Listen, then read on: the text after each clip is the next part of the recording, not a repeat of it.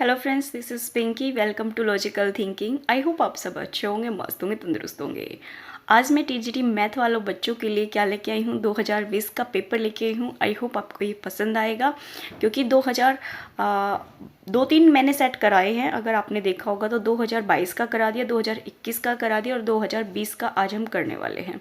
तो आपने देखा है अभी तक जो सेट नंबर है वो हम 7 कर चुके हैं। कितने कर चुके हैं? 7 कर चुके हैं। आज का जो हमारा सेट है वो 8 नंबर का है। और 8 नंबर में कौन सा है? 2020 का ये जो पेपर है, आज हम इसको सोल्व करेंगे। 2021 और 2022 का मैंने आपको करा दिया है, और 2023 का भी अगर आप देखेंगे तो मेरी चैनल पे आपको वो भी मिल जाएगा। ओके। दूसरा, अगर किसी भी टॉपिक में आपको प्रॉब्लम है तो मैंने आपको प्लेलिस्ट बता रखी है। एक तो मैथ और एक एस्टेट 2024 नाम की जो प्लेलिस्ट है उसको देख लीजिए, आपको वहाँ से बेनिफिट मिल जाएगा।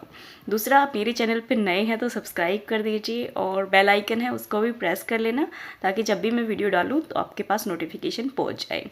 तीसरी बात ये है कि मैंने पीआरटी मैथ भी स्टार्ट कर रखा है। अगर आपके साथ में कोई पीआरटी मैथ की प्रैक्टिस कर रहा है ना, तो वो बच्चा भी यहाँ पे, उसके लिए भी बहुत सारा मटेरियल है। और पीआरटी मैथ में तो मैंने प्रैक्टिस जो है प्रैक्टिस सेट है वो 17 यहाँ पे करा दिए हैं।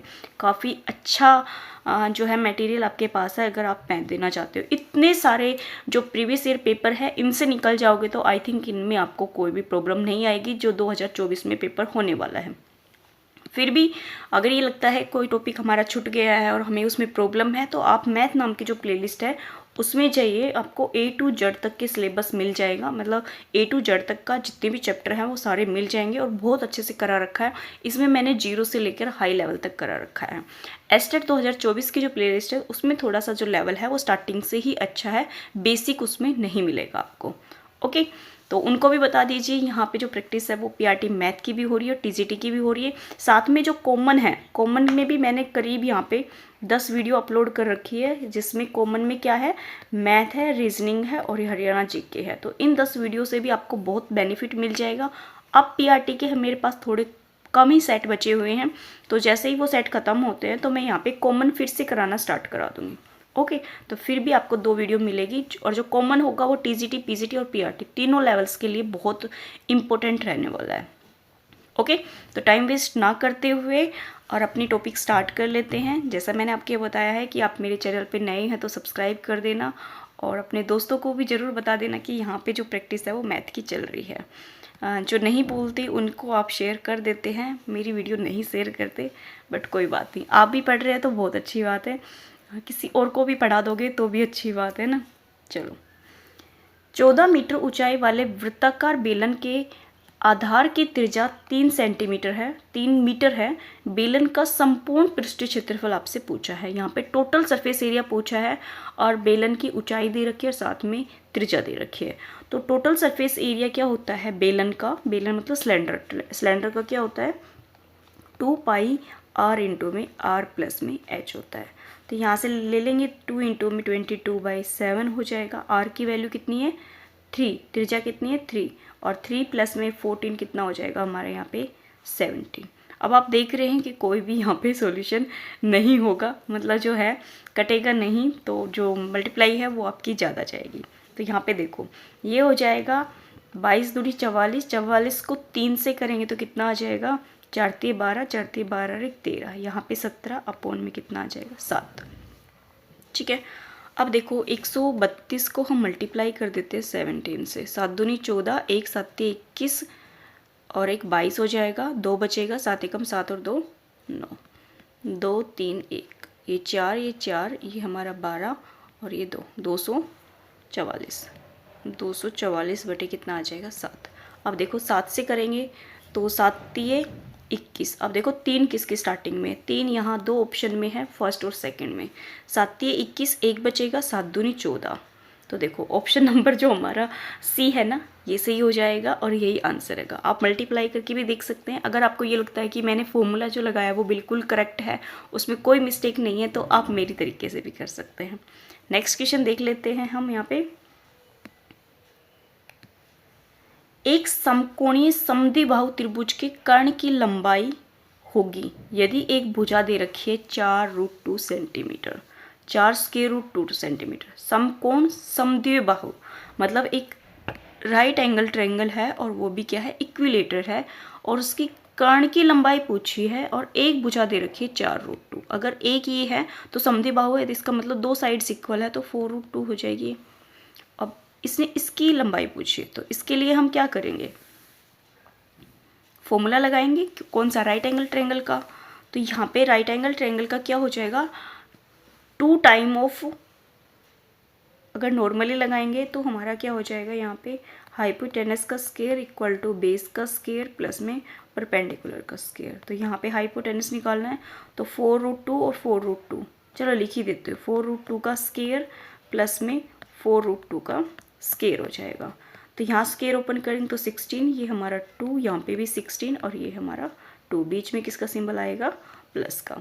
तो देखो 16 दूनी 32 और 16 दूनी 32, 32 32 कितने हो जाएंगे हमारे यहाँ पे 64। ये स्क्वायर रूट में आ जाएगा क्योंकि ये h स्क्वायर है, तो h की वैल्यू कितनी आ जाएगी हमारे यहाँ पे, 8 8 कितना होता है 64। तो जो है कर्ण, या हम कह सकते हैं जो हमारी हाइपोटेनस है वो कितनी हो जाएगी, 8 सेंटीमीटर। ऑप्शन नंबर बी सही हो जाएगा। ओके, नेक्स्ट देखो, 20 सेंटीमीटर व्यास वाले एक वृत्त के केंद्र की 16 सेंटीमीटर लंबाई वाली जीवा से दूरी ज्ञात कीजिए। एक सर्कल है, सर्कल के अंदर 20 सेंटीमीटर व्यास है, तो इसको कट करके कितना लिख लो, 10 सेंटीमीटर, क्योंकि हाफ होती है त्रिज्या, तो त्रिज्या इसकी 10 है। वृत्त के केंद्र की 16 सेंटीमीटर लंबाई, वृत्त के केंद्र से 16 सेंटीमीटर लंबाई वाली जीवा से दूरी, जीवा से दूरी मतलब मान लो ये हमारी एक जीवा है, ठीक है, कोड है, और इसी जो दूरी है केंद्र से सेंटर के, ये निकालनी है, और ये आपको गिवन है। तो गिवन क्या क्या है, रेडियस कितनी है, 10 है। जो जीवा की लंबाई है वह 16 है, तो आध कर देंगे तो कितनी हो जाएगी, 8। आप देखो राइट एंगल ट्रायंगल बन रही है, राइट एंगल ट्रायंगल बन रही है तो ट्रिपलेट भी बनेगा, ट्रिपलेट बनेगा तो इसको हम क्या लिख सकते हैं, 4 इंटू में 2, और इसको क्या लिख सकते हैं, 5 इंटू में 2। अब ट्रिपलेट कितना होता है, 3 4 5 का एक ट्रिपलेट होता है, तो बचा कितना है, 3 3 को इंटू 2 करेंगे तो कितना हो जाएगा, ये हमारा 6। तो हमारी 6 सेंटीमीटर क्या आ जाएगी यहाँ पे, सेंटर से और जो जीवा के बीच का जो डिस्टेंस है वो आ जाएगा। ओके, तो यहाँ पे जो क्वेश्चन नंबर है 94, वो देखो, एक शीशे के वृत्ताकार बेलन की ऊंचाई 28 सेंटीमीटर और आधार की त्रिज्या 6 सेंटीमीटर है, 1.5 सेंटीमीटर व्यास वाली कितनी गोलियां बनाई जा सकती है। यहाँ पे इन चीज़ों पे ध्यान दिया करो, क्या दे रखा है आपसे, व्यास दे रखा है, तो व्यास दे रखा है तो व्यास का भी आधा करना है, तो 1.5 अपोन में 2 आ जाएगा, पॉइंट हटाएंगे तो 10 आ जाएगा, 5 15 और 5 दूनी 10, ये कितना आ जाएगा, 3/4। ठीक है, ये गोलियां बनेगी, तो हम इसको इरेज कर देते हैं। तो देखो, अब देखो गोलियां बनानी है, कितनी गोलियां बनेगी, मतलब n पूछा है, तो n क्या होगा, हमारा जो n है वो क्या होगा, जो हमारा बेलन है, बेलन का वॉल्यूम अपोन में क्या आ जाएगा, जो गोली है उसका वॉल्यूम। ठीक है, तो बेलन का वॉल्यूम क्या होगा, सिलेंडर का वॉल्यूम क्या होगा, पाई आर स्क्वायर एच, तो पाई आर स्क्वायर मतलब 6 का स्क्वायर कितना हो जाएगा, 36, एच कितना है, 28, अपोन में क्या आ जाएगा, ये 3/4 है, तो क्या है, हमारी गोलियां है, गोलियों की शेप कैसी होती है, गोल होती है, तो किसका होगा, स्फीयर का, तो 4/3 इंटू में पाई आर क्यूब मतलब 3/4 इंटू में 3/4 इंटू में 3/4। ठीक है, अगर आप देख रहे हैं तो पाई से पाई कैंसिल आउट, ठीक है, एक 4 से एक 4 कैंसिल आउट, एक 3 से एक 3 कैंसिल आउट, ये कैंसिल आउट हो गए।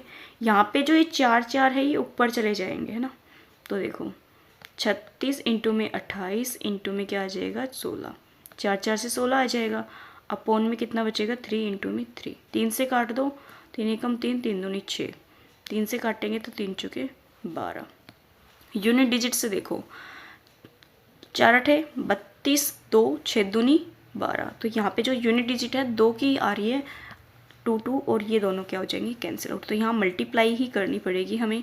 तो यहाँ पे 4 28 और 16, ठीक है, कितना है, 4 28 और 16, 4 से करेंगे तो 16 चौके 64, तो 64 को हम 28 से कर देते हैं, 8 चौक 32, 3 8 6 48 और 3 51, इंटू में 4 दूनी 8 और 6 दूनी 12, तो 2 9 7 1 17 92। ऑप्शन नंबर जो हमारा बी है ना, ये सही हो जाएगा। ओके, नेक्स्ट देखो, प्रत्येक भुजा 12 सेंटीमीटर वाले समबाहु त्रिभुज की ऊंचाई पूछी है। मतलब एक हमारी इक्विलेटरल ट्रायंगल है, उसकी ऊंचाई पूछी है और जो साइड है वो दे रखी है हमसे 12 सेंटीमीटर। तो ये तो डायरेक्ट फॉर्मूला होता है, क्या होता है, √3/4 √3/2a। 4 नहीं, 4 तो किसका होता है, एरिया का होता है, ये हमारी ऊंचाई का है। तो यहाँ पे रखेंगे तो कितना आ जाएगा, √3/2 इंटू में 12 आ जाएगा, 2 से काटेंगे तो 6, तो 6√3 सेंटीमीटर हमारा आंसर हो जाएगा, जो कि ऑप्शन नंबर आपका सी दे रखा है। यहाँ पे टेंजेंट 1 की वैल्यू दे रखी है 2, 3 और ये 89 तक दे रखा है। तो आप देखो जो टेंजेंट 1 है इसको हम क्या लिख सकते हैं, यहाँ पे टेंजेंट 90 माइनस 89 लिख सकते हैं। तो कितना बचेगा हमारा, 1 लिख सकते हैं ना इसको। ठीक है, ये लिख सकते हैं। आप देखो नेक्स्ट जो टेंजेंट है इसको भी हम क्या लिख सकते हैं, टेंजेंट 90 माइनस 88, ऐसे करके हम लास्ट तक लिख सकते हैं। इसको हम टेंजेंट 89 ही रहने देते हैं। ठीक है, मतलब ये वाली जो सीरीज़ है ये चलती जाएगी, 89 तक आपकी जा रही है।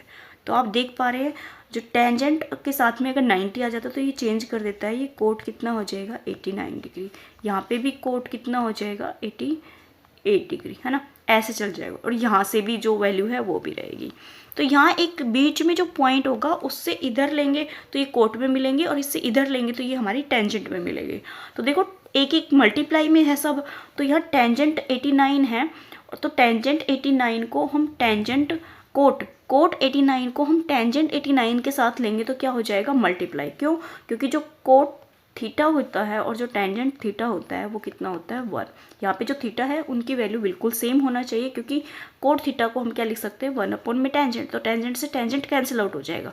तो यहाँ पे जितनी भी वैल्यू दे रखी है एक दूसरे से कैंसिल आउट हो जाएगी, जो आंसर है वो कितना आ जाएगा, 1 मल्टीप्लाई में आ जाएगी।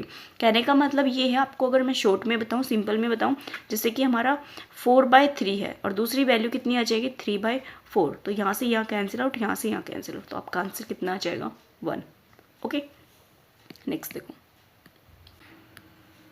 अब देखो नेक्स्ट क्वेश्चन क्या दे रखा है, दो संख्याओं के लघुत्तम समापवर्तक और महत्तम समापवर्तक का योग और अंतर आपको गिवन है। यदि संख्याओं का योगफल 296 है तो संख्याएं पूछी हैं। तो यहाँ पे देखो थोड़ा सा लेवल अच्छा दे रखा है, ये टीजीटी के अकॉर्डिंग ये पीजीटी के लेवल का है, क्योंकि क्वेश्चन में जो टाइम है वो अज्यूम है, आपका जो टाइम है वो ज़्यादा जाएगा। अब यहाँ पे आपको जो दे रखा है वो लिखो, एलसीएम और प्लस में जो एचसीएफ है उसका सम कितना है यहाँ पे 592, और जो एलसीएम और प्लस माइनस एचसीएफ का जो डिफरेंस है वो कितना दे रखा है 518। अब आपको यहाँ से एलसीएम निकालना होगा, तो एलसीएम क्या करेंगे, दोनों संख्याओं का सम करके हम डिवाइड बाई 2 कर देंगे। तो ये हो जाएगा हमारा 10, 9 और 1 10 और 1 11, 5 दूनी 10 और 1 11 बटे कितना हो जाएगा 2, 2 से काटेंगे तो कितना आ जाएगा 5 और 5 और 5, 555। ये तो हमारा एलसीएम हो गया। यहाँ से अगर हम एचसीएफ निकालेंगे तो क्या करेंगे, जो ये दोनों नंबर्स हैं इन दोनों का डिफरेंस करेंगे और डिवाइड कर देंगे 2 से। तो 12 4 और 8 1 74, 74 बटे 2 करेंगे तो कितना आ जाएगा, ये हमारा 3 और 7 37। ठीक है, अब दो संख्याओं का पूछा है, तो आपको पता है जो एचसीएफ होता है वो दोनों संख्याओं में क्या होता है, कॉमन।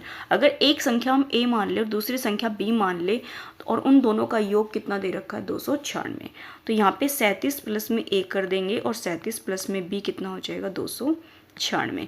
तो ए प्लस में जो बी की वैल्यू है वो 296 बटे कितना आ जाएगा 37, 37 को करेंगे तो कितना आ जाएगा 8।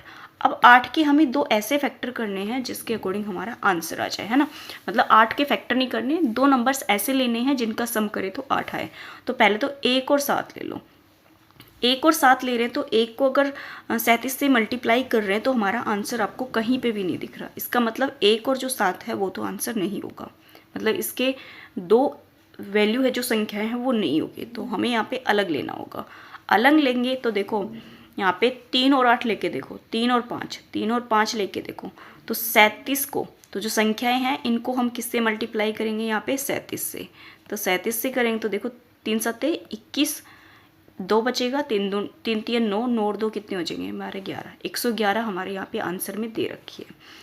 और इसको भी हम 37 से कर देंगे तो कितना आ जाएगा 5 7 35, 3 5 15 3 18, 185 और कितना है 111, जो कि ऑप्शन नंबर आपके सी में दे रखा है। ठीक है, थोड़ा सा क्वेश्चन अच्छा था। आपको मोस्टली क्या होता है, जो एलसीएम और जो एचसीएफ है वो गिवन होता है ना डायरेक्ट। इसमें क्या दे दिया, एलसीएम और एचसीएफ का डिफरेंस और सम दे दिया, तो वहाँ से आपको पहले एलसीएम और एचसीएफ निकालना होगा। फिर उसके बाद दो संख्याओं का योग 296 है, तो आपने एक संख्या ए मान ली और दूसरी आपने बी मान ली। तो जो हमारा एचसीएफ होता है वो दोनों में क्या होता है, कॉमन होता है। तो ए और बी में से 37 हम कॉमन ले लेंगे और डिवाइड करेंगे तो हमारा कितना आ जाएगा, 8। अब आपको दो नंबर ऐसे लेने हैं, अगर यहाँ प्रोडक्ट देता तो आप प्रोडक्ट कर देते, बट यहाँ पे क्या दे रखा है, सम, दो संख्याओं का योग दे रखा है, तो दोनों संख्याओं का योग करोगे तो कितना आ जाएगा, 8। 8 में आपको दो नंबर ऐसे लेने हैं जिनका सम करे तो 8 आए। तो हमने 1 और 7 लिया, तो सम कर रहे हैं तो आंसर तो 8 आ रहा है, बट उनको जब हम नंबर बना रहे हैं, फर्स्ट नंबर और सेकंड नंबर, तो आंसर कोई मैच नहीं कर रहा। तो हमने यहाँ पे जो नंबर है वो चेंज करने पड़ेंगे। हमने यहाँ पे 3 और 5 बनाए, जिसके अकॉर्डिंग हमारे आंसर आ गए 111 और 185। ओके, नेक्स्ट देखो, नेक्स्ट क्वेश्चन क्या दे रखा है। यदि एक द्विघातीय बहुपद x स्क्वायर प्लस में a प्लस में 1x और b के शून्यक -2 और 3 हो, तो अगर b के ये शून्यक है, मतलब ये जो है ये इसके फैक्टर है, ये इसको जीरोज हैं, ये इसको, तो इसको सेटिस्फाई भी करेंगी। सेटिस्फाई करेंगे तो -2 की वैल्यू इसके अंदर पुट करके देखो तो कितना हो जाएगा, 4 प्लस में a प्लस 1 और माइनस का हमारा 2 प्लस में क्या आ जाएगा, b। तो यहाँ पे 4 आ जाएगा, ये माइनस का 2a, ये -2, ये प्लस का b। तो यहाँ से a प्लस b निकाल देंगे, इक्वल क्या आ जाएगा हमारे, ये 0। तो यहाँ से देखो माइनस का 2a प्लस का b, और ये 4 और 2 हमारे कितने हो जाएंगे, यहाँ पे 2 प्लस का 2, और इधर जाएगा तो ये माइनस का 2 हो जाएगा। तो माइनस कॉमन ले लेंगे, 2a माइनस का b, और ये 2 हमारा क्या हो जाएगा, इसकी एक वैल्यू हो जाएगी। दूसरा कितना है, 3 है, 3 रखेंगे तो कितना आ जाएगा हमारे यहाँ से 9 आ जाएगा, प्लस में 9a प्लस में 1, ये 3 और ये b आ जाएगा। तो यहाँ पे देखो 9 प्लस में 3a प्लस में 3 प्लस में b इक्वल टू 0 है। तो यहाँ पे भी 3a प्लस में b, और ये 9 और 3 कितने हो जाएंगे हमारे 12, उधर जाएंगे तो माइनस के 12। अब आप दोनों को देख रहे हैं, दोनों जो नंबर्स हैं उनको ऐड कर देंगे ना, इस नंबर्स को और जो ये इक्वेशन आई है इसको दोनों को ऐड कर देंगे। तो b से तो b हमारा कैंसिल आउट, 3a और 2a कितने हो जाएगा, 5a प्लस का 12 में से 2 जाएगा तो माइनस का 10 बचेगा। तो a की वैल्यू कितनी आ जाएगी यहाँ से, माइनस का 2। तो a की वैल्यू देखो माइनस का 2 किस में दे रखी है, ऑप्शन नंबर हमारे जो b और c में दे रखे, तो a और d तो हमारे यहाँ पे कैंसिल आउट। अब आपको जो वैल्यू है वो किसकी निकालनी है, यहाँ पे b की निकालनी है। तो b की वैल्यू के लिए आप कहीं पर भी पुट कर सकते हैं। यहाँ पे जो -2 है इसको आप इसी में पुट कर लो, -2 पुट करेंगे तो ये कितना हो जाएगा, माइनस का 4 हो जाएगा, माइनस का b इक्वल टू कितना है, ये 2 है। तो ये माइनस का 4 है ना, तो माइनस के b को उधर लेके जाएंगे, और ये 2 है तो इधर आएगा माइनस का 6, तो माइनस का 6 आ जाएगा b की वैल्यू। तो ऑप्शन नंबर हमारे यहाँ पे जो b है ना, ये सही हो जाएगा। ओके, नेक्स्ट देखो, सरल रेखा x प्लस में 3y इक्वल टू 7 में बिंदु दे रखे 3, 8 का प्रतिबिंब पूछा है। भाई इसमें जो ये प्रतिबिंब पूछा है ना, ये क्वेश्चन मेरे से नहीं हुआ, मैंने इसको स्लोप से भी करने की कोशिश की, बट ये मेरे से नहीं हुआ। तो प्लीज़ आप इसको कर लीजिए, नहीं होता है तो आपको कहीं से देख लेना है ये कैसे सोल्व होगा। ठीक है, मेरे से नहीं हो पाया, कुछ क्वेश्चन ऐसे होते हैं जो हमसे भी सोल्व नहीं हो पाते, उनका जो आंसर है वो नहीं निकल रहा। बहुत कोशिश करी बट नहीं निकला। ऑनेस्टी बताती हूँ मैं आपको, जो चीज़ें होती है, जो मुझे आ जाता है मैं आपको सारे समझा देती हूँ, जो नहीं आते वो नहीं आते। देखो, एक गोल मेज के चारों ओर 10 व्यक्ति बैठे हैं, 2 विशेष व्यक्तियों के एक साथ बैठने की प्रोबेबिलिटी पूछी है। 2 विशेष व्यक्तियों को एक साथ बैठने की प्रोबेबिलिटी, अगर देखो इसमें जो टोटल्स आउटकम है वो क्या हो जाएंगे, मान लो ये हमारे सर्कल है, इस पे 10 व्यक्ति बैठे हैं, तो 10 बैठे हैं तो 1 से स्टार्ट करेंगे, तो जो बीच का गैप होगा वो कितना होगा, यहाँ पे 9 फैक्टोरियल। ठीक है, टोटल में तो ये आ जाएगा। अब पूछा इसने फेवरेबल का मतलब कि भाई कितने आ सकते हैं, तो टोटल तो यहाँ पे 9 फैक्टोरियल आ सकते हैं। अब जो चांसेस हैं आने के वो क्या हैं, 2 विशेष व्यक्ति हैं, 2 विशेष व्यक्ति हैं, तो उनमें से हमारा 9 तो हमारा टोटल हो गया, तो 9 के बीच का भी गैप देखेंगे तो हमारा कितना आ जाएगा, 8 फैक्टोरियल। इनटू में कितने बैठाने हमें, 2 फैक्टोरियल। तो इसको ओपन कर लेंगे तो यहाँ पे तो 1 फैक्टोरियल आ जाएगा, ये 2 फैक्टोरियल है तो इसको 1 तक, ये 9 है तो इसको हम 8 फैक्टोरियल तक ओपन कर लेंगे, ये हमारा कैंसिल आउट। तो यहाँ पे जो आंसर है वो क्या आ जाएगा 2/9, जो कि ऑप्शन नंबर आपका बी में दे रखा है। ओके, नेक्स्ट देखो, ये है ना, वैसे तो रीजनिंग में भी आता है ये वाला क्वेश्चन, तो आप रीजनिंग के अकॉर्डिंग भी देख सकते हैं, बट मैथ में तो ऐसे ही होता है। अंकगणित में मूलभूत प्रक्रियाओं के लिए निदानात्मक परीक्षण विकसित किया गया था। ये जो पेपर में है ना 2021 का कराया था ना मैंने कल, या 22 का, आई थिंक 2022 का कराया था कल, तो 2022 के पेपर में भी था और 2020 के में भी था, तो हो सकता है आपकी बार 24 में भी आ जाए। तो याद रखना इसका जो आंसर है वो है GT ब्रूसबेल एवं लेनोर जोन द्वारा, तो ऑप्शन नंबर डी सही हो जाएगा। एक सांख्यिकी माप जो कि लेखा चित्र से ज्ञात नहीं किया जा सकता कहलाती है, मतलब जो रेखा चित्र है उससे हम उसको नहीं निकाल सकते, वो हमारा क्या होता है हरात्मक माध्य, जिसको हम हार्मोनिक मीन कहते हैं ना, वो हम इससे नहीं निकाल सकते। ऑप्शन नंबर डी सही। किसी त्रिभुज ABC में यदि 3a की वैल्यू मतलब ये इक्वल में दे रखी है तो वैल्यू पूछिए। ये सेम क्वेश्चन आपका रिपीट हुआ है 2022 में, मतलब पीछे का मुझे याद नहीं 2022 का पेपर कराया था कल या मैंने 2021 का कराया था, बट ये रिपीट हुआ है ना, लास्ट जो कल कराया था उसमें देख लेना, आपको रिपीट मिल जाएगा। यहाँ पे देखो, यहाँ पे पहले A और जो B और C एंगल में रेशियो निकालना होगा, तो 6 चौक 24 हो जाएगा, और 4 की निकालेंगे तो 6 18 हो जाएगा, और 6 की निकालेंगे तो 12, तो 6 दूनी 12, 6 18, 6 चौक 24, 4 और 3 7 और 9, 9x की वैल्यू कितनी आ जाएगी 180, x की निकालेंगे तो कितनी आ जाएगी 20। अब इसने पूछा क्या है, a पूछा है, तो a की जो वैल्यू है वो हमारे पास कितनी है 4, तो 4 को 20 से मल्टीप्लाई करेंगे तो कितना आ जाएगा 80। ऑप्शन नंबर हमारे यहाँ पे ए सही हो जाएगा। अज्ञात से ज्ञात की ओर किस शिक्षण विधि में प्रयुक्त किया जाता है? अज्ञात से ज्ञात की ओर, जो चीज़ आपको पता नहीं है उससे आप क्या जा रहे हैं, नॉलेज की तरफ जा रहे हैं। तो प्रदर्शन विधि का कोई मतलब भी नहीं है, प्रयोग का भी कोई मतलब नहीं है। संश्लेषण में उल्टा होता है, ज्ञात से अज्ञात की ओर जाते हैं, इसका आंसर क्या होगा विश्लेषण। विश्लेषण क्या होता है, अज्ञात से ज्ञान की ओर जाते हैं हम। ओके, 23 तथा 100 के मध्य 6 से पूर्ण विभाजित होने वाली प्राकृतिक संख्याएं कितनी हैं? 6 से डिविजिबल वाली, तो यहाँ पे AP सीरीज मिलेगी। तो 6 से 23 से स्टार्ट है, तो 6 से 23 डिवाइड नहीं होता, तो 6 से कितना होगा 6 चौक 24, 6 पंजे 30, 6 छिंग 36, ऐसे चलेगा। और लास्ट कितना है हमारा 100 है, तो 100 6 से डिवाइड होता है, करके देख लो, 6 एकम 6 0 40, 40 जो है वो 6 की टेबल में नहीं आता।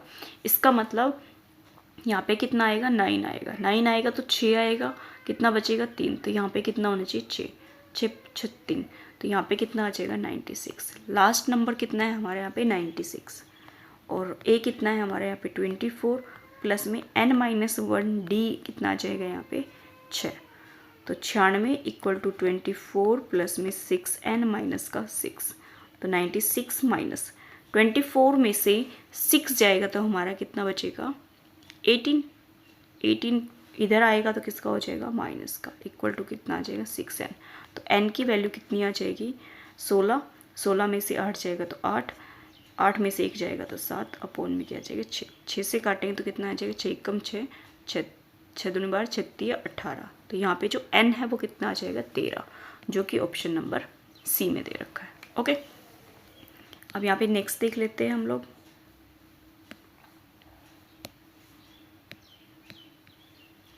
12 भुजाओं वाली बहुभुज के विकर्णों की संख्या बताइए। भुजाएं कितनी दे रखी है यहाँ पे 12 दे रखी है, विकर्ण पूछा है। फॉर्मूला आपको डायगोनल का याद ही होगा, क्या होता है n into n minus 3 upon में 2, तो n कितना है यहाँ पे 12, 12 में से 3 जाएगा तो हमारा कितना बचेगा 9 अपॉन में 2, 2 से काटेंगे तो 6, 6 में कितने हो जाएंगे 54, जो विकर्ण है वो कितने हो जाएंगे 54, ऑप्शन नंबर बी सही। एक व्यक्ति 2 घोड़े 1350 में खरीदता है और एक घोड़े को 6% हानि और दूसरे को 7.5 लाभ से बेच देता है। इन दोनों सौदों में न तो उसे लाभ होता है न ही हानि होती है, तो घोड़ों का मूल्य पूछा है, ना तो उसको प्रॉफिट हो रहा है ना उसको लॉस हो रहा है, इसका मतलब दोनों क्या है इक्वल है। तो यहाँ पे देखो 7.5 और जो 6% है इनमें हम रेशियो निकाल लेंगे। ठीक है। तो रेशियो निकालेंगे तो कितना हो जाएगा यहाँ पे, परसेंट से तो परसेंट कैंसिल आउट, तो यहाँ पे 3 से काटेंगे तो 3 तिया 9, 3 दूनी 6, कितना आएगा 3 दूनी 6, 1 3 5 15, और यहाँ 3 दूनी 6 आ जाएगा। तो 25 और 2 हमारे कितने हो जाएंगे यहाँ पे 27। ओके,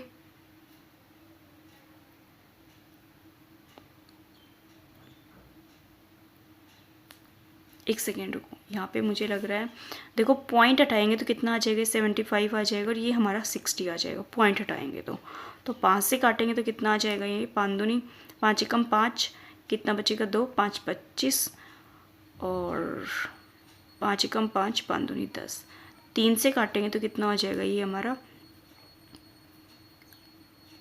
3 5 15 और 3 चौके 12, तो ये आएगा। ये कहाँ से आ रहा है, हमने यहाँ पॉइंट नहीं हटाया तो 2.5 आएगा फर्स्ट ऑफ ऑल। तो यहाँ पे तो 3 से काटा है ना, तो 3 दूनी 6, 3 5 15, 3 दूनी 6, तो ये पॉइंट हटाएंगे तो 10। हाँ, इसको और सिंप्लीफाई करते तब आंसर आता। मुझे भी लगा जो आंसर है वो 25 प्लस में 2 7, तो 27 तो काफ़ी ज़्यादा आ गया, बट ये जो पॉइंट हटाओगे तब भी हो जाएगा, नहीं हटाओगे तो भी हो जाएगा। बस आपको ध्यान रखना है कि पॉइंट हटाया है नहीं हटाया। तो यहाँ पे टोटल कितना हो गया 9 हो गया। अब ख़रीदा किस में है, उसने 1350 में ख़रीदा है, और इसको प्रत्येक घोड़े का मूल्य पूछा है। ठीक है, तो 1350 में उसने ख़रीदा है और टोटल कितना है यहाँ पे 9। तो एक घोड़ा जो फर्स्ट घोड़ा है उसके अकॉर्डिंग हमारे यहाँ पे कितना आ जाएगा 5। ठीक है, तो देखो 9 से काट दो, 9 से काटेंगे तो 9 एकम 9, कितना बचेगा 4, 9 पंजे 45, 0, तो यहाँ पे 0 25 5 और 2 7, 750, 750 है ऑप्शन 2 में है ना, तो इसका मतलब फर्स्ट और सेकंड तो कैंसिल आउट। दूसरा हमारा 1350 है, बट उसका कितना है यहाँ पे 4, और टोटल कितना है 9। 9 से काटेंगे तो कितना आ जाएगा 150, 150 को 4 से करेंगे 0 20, 4 और 2 6, तो मतलब 750 और 600 हमारा उसका मूल्य आ जाएगा, जो कि ऑप्शन नंबर आपको डी में यहाँ पे दे रखा है। ओके, नेक्स्ट देख लो, नेक्स्ट क्वेश्चन क्या दे रखा है, संख्या दे रखा दशमलव प्रसारण समाप्त होगा, मतलब जो इसका दशमलव है वो कब जो है वो खत्म होगा। ठीक है, छींक आने को रही है। तो देखो यहाँ पे इसको अगर आप डिवाइड करोगे ना, है ना, डिवाइड करोगे तो आप देखोगे जो ये क्वेश्चन है, ये जो ये नंबर है कहाँ पे ख़त्म होगा, ये 4 दशमलव स्थान के पश्चात है ना, इसमें रिपीट होना स्टार्ट हो जाएगा। तो यहाँ पे ऑप्शन नंबर डी आ जाएगा। डिवाइड करने वाले पता ही है आपको, मैं हमेशा बोलती हूँ कि आप खुद कर लो, तो आप खुद ही करने की कोशिश किया करो ताकि आपको आइडिया भी हो जाए कि जो क्वेश्चन है वो कैसे निकलेगा। आप इसको कटता है तो इसको काट के भी छोटा कर सकते हो, नहीं करते तो आप डायरेक्ट भी डिवाइड कर सकते हो।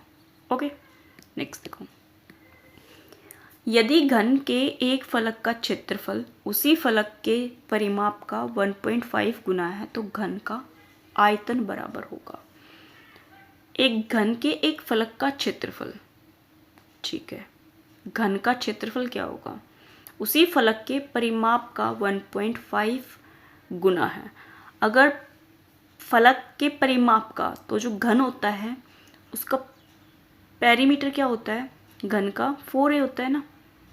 अगर घन में अगर पेरीमीटर देखें तो हमारा कितना होगा, ये 4a होगा ना स्क्वायर का, तो उसका 1.5 गुना है, तो ये हो जाएगा 4a इंटू में 1.5, और जो फलक है उस वो क्या हो जाएगा हमारे यहाँ पे a स्क्वायर हो जाएगा। क्षेत्रफल तो यही होता है। तो पॉइंट हटाएंगे तो 10 आ जाएगा, 5 से काटेंगे तो 3, 5 से काटेंगे तो 2, 2 से काटेंगे तो हमारा 2, और ये स्क्वायर से एक स्क्वायर कैंसिल आउट, तो ए की वैल्यू कितनी आ जाएगी यहाँ से 6। तो क्या पूछा है, घन पूछा है, तो ए का अगर क्यूब करेंगे, वॉल्यूम पूछा है, तो कितना आ जाएगा 216 इकाई। ऑप्शन नंबर हमारा यहाँ पे सी से हो जाएगा। थोड़ा सा लॉजिक था इस क्वेश्चन में, घन दे के इसने क्या पूछ लिया, इसका परिमाप पूछ लिया। तो आपको पता होना चाहिए घन का परिमाप नहीं होता, क्यूब का होता है। घन किससे बनता है, क्यूब से बनता है, तो उससे निकल जाएगा। ठीक है, नेक्स्ट देखो, समांतर दे रखी हैं आपको 2 लाइंस, इन दोनों के बीच की दूरी याद करनी है। जब भी आपको इक्वल्स लाइन दे दे और उन दोनों के बीच का डिस्टेंस पूछे, तो सबसे पहले जो लाइंस है ना उनको प्रॉपर फॉर्म में लिखो जैसे हमारी लाइन होती है। तो यहाँ देखो, इस लाइन को जब हम लिखेंगे तो कितना आ जाएगा, ये 2x प्लस में 4 और माइनस का y इक्वल टू 0। तो 2x माइनस वाई और ये +4 = 0 आ जाएगा। इस लाइन को भी लिख लो। तो ये 6x है, इधर ही लेके आएंगे तो -3y और -5 = 0। तो ये आ जाएगा 6x -3y -5 = 0। तो फर्स्ट ऑफ ऑल देखनी है, जब भी आपको लाइंस क्या दे रखी है, समांतर। समांतर मतलब पैरेलल लाइंस है। अगर पैरेलल लाइंस है तो बिल्कुल एज इट इज़ लाइन मिलेगी। जो हमारा C होता है, C का मतलब जो यहाँ 4 और जो 5 होता है ये आपको डिफरेंट मिलेगा, इसको C बोलते हैं। और जो x और y का जो वेरिएबल होता है वो बिल्कुल सेम मिलेगा। तो यहाँ पे जो वेरिएबल है ये 2 है और यहाँ पे वेरिएबल कितना है, 6 है x का। तो ये जो सेकंड वाली इक्वेशन है इसको हम 2 से डिवाइड कर दें तो हमारी क्या बन जाएगी, 2 से नहीं 3 से, 2 से नहीं करना 3 से करेंगे क्योंकि हमें यहाँ पे 2 चाहिए। तो 3 से करेंगे तो कितना आ जाएगा, 2x -y और -5/3 = 0 आ गया। ये आ गई हमारी एक लाइन। दूसरी लाइन है 2x -y + 4 = 0। ये दोनों लाइन्स होगी जिनको हमने दोनों बिल्कुल सेम बना दिया। सेम का मतलब है x और y का जो कोफिशिएंट है वो बिल्कुल सेम होना चाहिए। ठीक है, अब आपको यहाँ पे क्या निकालना है, इन दोनों के बीच की दूरी निकालनी। तो जो हमारा डिस्टेंस फॉर्मूला होता है, वो होता है C1 - C2 अपॉन में a का स्क्वायर प्लस में b का स्क्वायर। C1 C2 ये होते हैं, C1 और C2। ठीक है, ये हमारी पहली लाइन थी तो इसमें ये ले लेना। माइनस प्लस की मिस्टेक मत करना क्योंकि माइनस में कभी भी डिस्टेंस नहीं आता तो वो कवर कर लेता है, बट कोशिश करो कि प्लस ही आ जाए। 4 - 5/3 आ जाएगा अपॉन में a का स्क्वायर मतलब यहाँ 2 ही था ना, 2 का स्क्वायर कितना हो जाएगा 4, b का स्क्वायर कितना हो जाएगा 1। तो √5 आपको सभी में दिख रहा होगा। इसको सोल्व करो, 4 × 12, 12 में से सॉरी ये क्या है, माइनस का है और एक माइनस इसमें है तो ये कितना हो जाएगा यहाँ पे प्लस। तो 4 × 12, 12 और 5 कितने हो जाएंगे हमारे यहाँ पे 17। तो ऊपर तो हमारा आ जाएगा 17/3 और अपॉन में क्या आ जाएगा √5। ठीक है, अब आप देख रहे हैं जो आंसर है वो किसी का भी मैच नहीं कर रहा।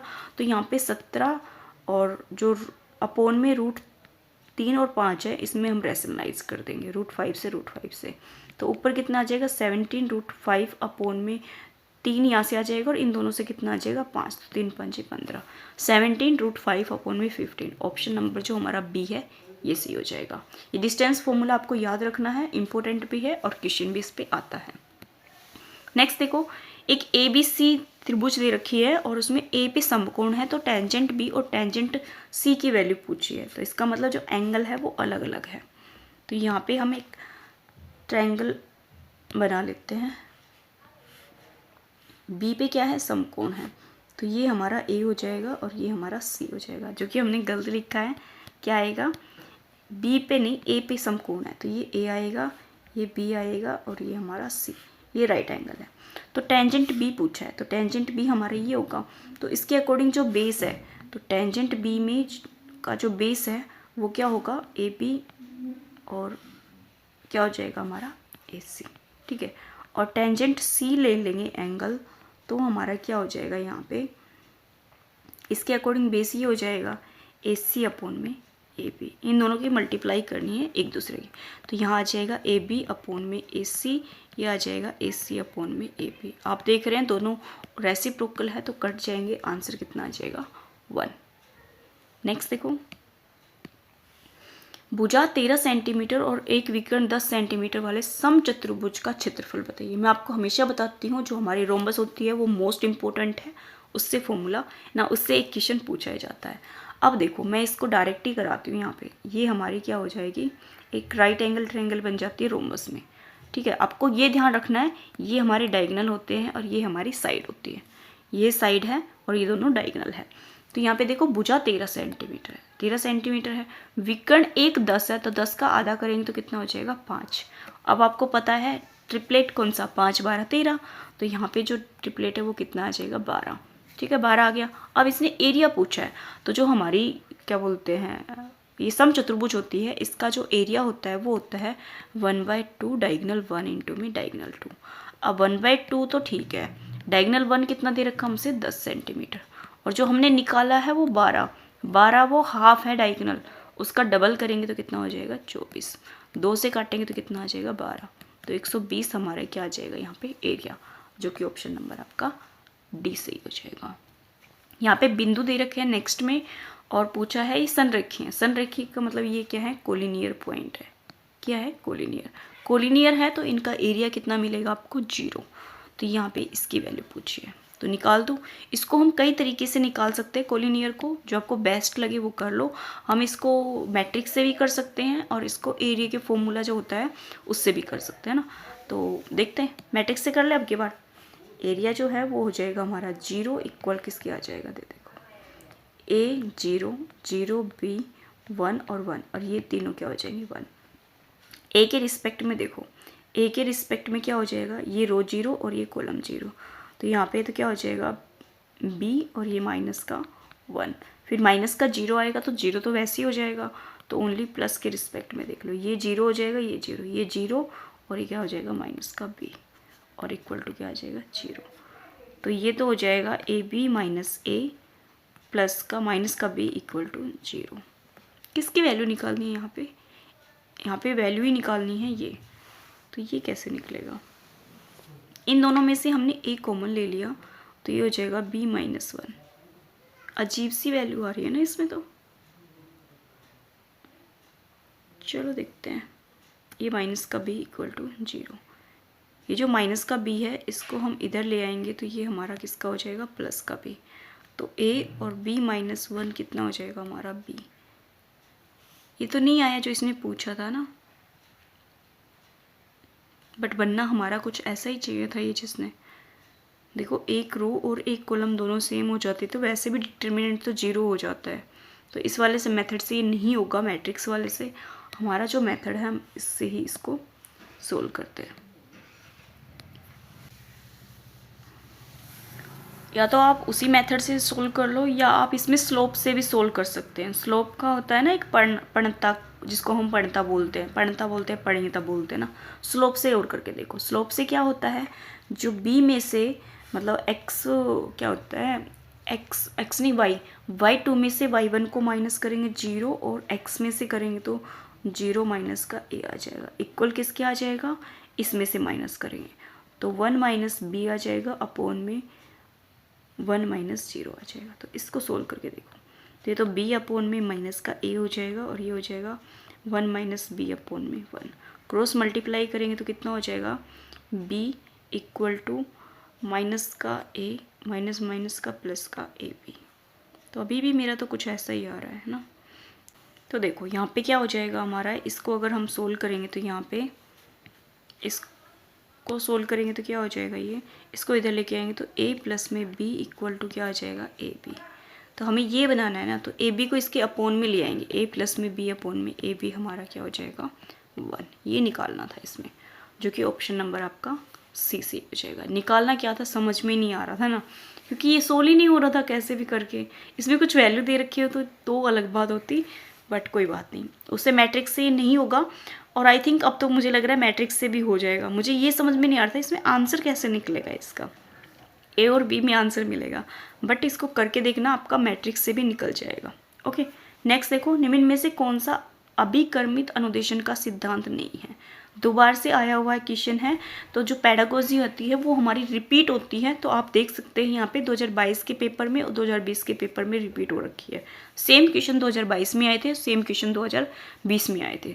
तो अब की बार जो है, जो मैं आपको मैथ पेडागोजी बता रखी है, 5 प्लेलिस्ट 5 वीडियो है उसमें, उसको देखिए, उससे बहुत सारे क्वेश्चन निकलेंगे जो आपको बहुत मदद करने वाले हैं, क्योंकि वो मैंने लास्ट ईयर के करा रखे हैं निकाल के क्वेश्चन। ओके, तो इसमें कौन सा था, ये अमूर्तता का सिद्धांत है ना, ये नहीं है, ऑप्शन नंबर डी से हो जाएगा। नेक्स्ट देखो, एक घनाभ की लंबाई चौड़ाई और गहराई का योग s है और इनके विकर्ण का योग d है, तो संपूर्ण पृष्ठीय क्षेत्रफल पूछा है। बहुत अच्छा दे रखा है ना। देखो, लेंथ प्लस में ब्रेथ प्लस में जो हाइट है उसका सम कितना दे रखा है, s दे रखा है। दूसरा विकर्ण d है, तो विकर्ण क्या होता है हमारा, इसका एल स्क्वायर प्लस में बी स्क्वायर प्लस में एच स्क्वायर, वो हमारा क्या होता है, डी होता है। तो यहाँ से अगर एल स्क्वायर प्लस में बी स्क्वायर प्लस में एच स्क्वायर निकालेंगे तो ये क्या हो जाएगा, डी स्क्वायर। पूछा क्या है, संपूर्ण पृष्ठीय क्षेत्रफल। संपूर्ण पृष्ठीय क्षेत्र का मतलब 2 इंटू में एल बी प्लस में बी एच और प्लस में एल एच बी। HL ये होता है इसका टोटल सरफेस एरिया। तो यहाँ से एक फॉर्मूला होता है क्या, L प्लस में B प्लस में H का होल स्केयर किसके इक्वल हो जाएगा, ये हमारा L स्केयर प्लस में B स्केयर प्लस में H स्केयर प्लस में 2LB BH और HL। ठीक है, अब इसमें जो वैल्यू है आप रख दो, रखोगे तो देखो क्या क्या होगा। ये इसको हम क्या लिख सकते हैं S, तो यहाँ पे तो 5 बना दिया ना, S का स्केयर हो जाएगा। ये क्या हो गया, ये हमारा D स्केयर हो गया, प्लस में क्या आ गया 2 और ये तो सब क्या निकालना है हमें, तो यहाँ पे इसी का पूछा है संपूर्ण पृष्ठ क्षेत्रफल, तो ये हो जाएगा S square minus D square. देखो ऑप्शन कौन सा दे रखा है, ऑप्शन नंबर जो D है ना, ये सही हो जाएगा। कई बार आपसे इस टाइप के भी क्वेश्चन पूछता है, ये उसके पूछने का तरीका है जो कि बहुत अच्छा है, बच्चे इसको कर भी लेते हैं और जिनको फॉर्मूले क्लियर नहीं होते उनको प्रॉब्लम भी आती है। तो फॉर्मूले बहुत अच्छे से याद होने चाहिए आपको 2D और 3D के लिए। नेक्स्ट देखो, बिंदु दे रखे हैं आपको, मिलाने वाला रेखाखंड y एक्सिस पे काटता है तो रेशियो पूछा है। तो यहाँ पे देखो ये हमारी रेखा है -2 और कितना है 3 और ये 3 और 7 है। इसको मान लो जो रेशियो है वो काटता है m/n में काटता है। तो y अगर y एक्स पे है तो सॉरी क्या है, ये y एक्सिस पे है, y एक्सिस पे है तो इसका मतलब x का जो कोफिशिएंट है वो 0 है और y का कितना है 1 है। तो हम जो x का कोफिशिएंट है ना उसके अकॉर्डिंग चलेंगे क्योंकि उससे हमारा आंसर आ जाएगा। तो 0 इक्वल टू क्या हो जाएगा x से, तो m को तो मल्टीप्लाई करेंगे 3 से तो 3m हो जाएगा और n को मल्टीप्लाई करेंगे माइनस के 2n हो जाएगा, अपॉन में क्या हो जाएगा m प्लस n। अब ये वाली जो वैल्यू है नीचे वाली ये इधर लेके आएंगे तो 0 हो जाएगा। इस वजह से मैंने यहाँ पे x का कोफिशिएंट लिया ताकि आंसर जल्दी निकल आए। तो देखो 0 इक्वल टू क्या हो जाएगा 3m माइनस का 2n, इक्वल रख देंगे 3m इक्वल टू कितना हो जाएगा 2n। तो रेशियो पूछा है ना, तो m अपॉन में n का जो रेशियो है वो हो जाएगा 2/3, तो 2:3 हमारा आंसर हो जाएगा जो कि ऑप्शन नंबर फर्स्ट में दे रखा है। नेक्स्ट देखो, 15 मीटर ऊंची मीनार के उच्चतम सिर से एक बिजली के खंभे का न्यूनतम बिंदु से 60 डिग्री का उन्नयन कोण बनाता है और खंभे के उच्चतम सिर से 30 डिग्री का उन्नयन कोण बनाता है, तो बिजली के खंभे की लंबाई पूछिए। बहुत अच्छा क्वेश्चन है। मान लो ये क्या है, एक ज़मीन है, इसके ऊपर जो मीनार है वो क्या होगी, बड़ी होगी। ठीक है, अब जो दूसरा क्या है, बिजली का खंभा, भाई मीनार बड़ी होती है, बिजली का खंभा छोटा होता है, ये हो गया। अब जो बिजली मीनार है उससे एक तो हमारा 60 डिग्री का कोण बना रहा है, किस पर, निम्नतम बिंदु पर, मतलब नीचे कितने का बना रहा है 60 डिग्री का, और खंबे के उच्चतम बिंदु, मतलब खंबा यहाँ है, इसके उच्चतम बिंदु पर ये कितने का बना रहा है 30 डिग्री का। तो इसको हम बेस लाइन बना लेते हैं, ये हमारा कितने का बन गया 30 डिग्री का। अब देखो इसने क्या दे रखा है, मीनार दे रखा है 15 सेंटीमीटर, तो ये इस जो मीनार की हाइट है वो 15 मीटर है, और पूछी किसकी है, इसने खंबे की पूछी है हाइट कितनी होगी। ठीक है, अब इसके लिए भी मैं आपको अपनी वीडियो ही बताऊंगी क्योंकि मैंने उसमें डायरेक्ट क्वेश्चन बहुत अच्छे से करा रखे हैं, जिससे आपको इधर उधर कुछ करने की ज़रूरत नहीं होगी, डायरेक्ट आपका आंसर आएगा। ठीक है, तो डायरेक्ट आंसर के लिए आपको पता होना चाहिए, हमने मैथ नाम की जो प्लेलिस्ट है उसमें चाहिए, और डिस्टेंस और हाइट और डिस्टेंस के नाम से आपको वीडियो मिल जाएगी, उसको चेक करिए, आपको यहाँ पे एंगल के अकॉर्डिंग पता लग जाएगी कौन सी वैल्यू क्या होती है। अब देखो 60 के सामने जो 60 के सामने जो साइड होती है वो a√3 होती है। ठीक है, a√3 होती है, तो यहाँ पे जो वैल्यू है वो कितनी है 15, तो यहाँ से a की वैल्यू निकालेंगे तो कितनी हो जाएगी 15 अपॉन में √3। ठीक है, रैशनलाइज कर देंगे, तो रैशनलाइज करेंगे तो कितना हो जाएगा, ये 3 से काटेंगे तो 3 5 15, 15√3 हमारी क्या हो जाएगी, यहाँ पे वैल्यू हो जाएगी कौन सी, a की। ये जो वैल्यू आई है 60 की, तो यहाँ पे जो 60 के सामने जो साइड है ये आ गई, ये कितनी आ गई हमारी a आ गई। ठीक है, अब ये मान लो 60 है तो ये हमारा कितना हो गया यहाँ पे 90, और ये कितना हो गया 30। जो 30 के सामने वाली साइड होती है वो होती है हमारी 30 के सामने की साइड होती है a, तो a हमारा कितना है ऐसे 5√3। क्लियर है, तो यहाँ पे जो 30 के सामने है वो कितनी आ गई 5√3। अगर ये 5√3 है तो यहाँ पे ये साइड जो है ये भी तो इक्वल ही होगी, तो ये कितनी हो जाएगी 5√3। क्लियर है इतना। अब आप देख पा रहे हैं यहाँ पे क्या, आप देख रहे हैं कि ये 30 डिग्री का है और ये कितने का हो गया 90 का, तो ये कंप्लीट कितने का हो जाएगा 60 डिग्री का। 60 डिग्री के सामने 5√3 है, तो 30 डिग्री के सामने कितना बचेगा, ये 5 बचेगा। ठीक है, तो 5 30 डिग्री के सामने बचा है, तो इसका मतलब ये वाली जो वैल्यू है ना, जो मैं आपको लाइन कर रही हूँ, ये वाली लाइन, ये इतनी जो हाइट है इसकी, ये कितनी है 5 है, ये 5 है और ये कंप्लीट 15 है, तो ये वाली हाइट आ जाएगी, कितनी आ जाएगी, 15 में से 5 जाएगा तो कितना आ जाएगा 10। तो ऑप्शन नंबर हमारे यहाँ पे सी सही हो जाएगा। इन एंगल्स के लिए मैंने आपको वीडियो बताई है, आप उस पर जाइए, आपको यहाँ से कोई इधर उधर साइन थीटा कोस थीटा लगाने की जरूरत नहीं होगी, डायरेक्ट वैल्यू निकालोगे और आंसर कर दोगे। समझाने में टाइम जाता है, जब आप खुद करोगे तो आपको यहाँ पे 2 या 3 सेकंड तो थोड़ी है, 10 से 15 सेकंड लगा लो, आपको आंसर आ जाएगा। ठीक है, डायग्राम बना के करना है हमेशा, डायरेक्ट इनको नहीं करना है, क्योंकि डायरेक्ट करोगे तो मिस्टेक कर दोगे। तो डायग्राम बना के हमेशा इनको सोल्व करना है। नेक्स्ट देखो, यहाँ पे अलजेब्रा का क्वेश्चन दे रखा है, तो अलजेब्रा के अकॉर्डिंग सोल्व करेंगे। तो इन दोनों को ऊपर ले आते हैं, तो x की पावर क्या हो जाएगी a, और x की पावर कितनी हो जाएगी माइनस का b। तो यहाँ पे इसकी पावर 1/ab। यहाँ पे भी ऐसे ही हो जाएगा, x की पावर b और x की पावर माइनस का c, इसकी भी पावर 1/bc, इंटू में x की पावर c और x की पावर a माइनस का a, ये हो जाएगा 1/ca। दोनों का बेस सेम है तो पावर्स क्या हो जाएंगी ऐड। तो यहाँ पे क्या हो जाएगा, x की पावर हो जाएगी a माइनस b और कंप्लीट पावर हो जाएगी 1/ab। यहाँ पे भी क्या हो जाएगी, x की पावर b माइनस c और 1/bc। यहाँ पे भी x की पावर c माइनस a और कंप्लीट की पावर 1/c है। ठीक है, अब आप देख रहे हैं सभी का जो बेस है वो सभी का सेम है, तो सभी का सेम है तो जो पावर्स हैं वो क्या हो जाएंगे एडिशन हो जाएंगे। तो ये सब क्या है इसमें मल्टीप्लाई में, तो ए बी अपॉन में क्या, a माइनस बी अपॉन में क्या आ जाएगा ए बी। तो पावर सभी की सेम है तो ऐड कर देंगे, तो देखो क्या आ जाएगा, a माइनस बी अपॉन में ए बी प्लस में b माइनस सी अपॉन में बी सी प्लस में c माइनस a अपॉन में सी ए। ठीक है, अब क्या हो गया,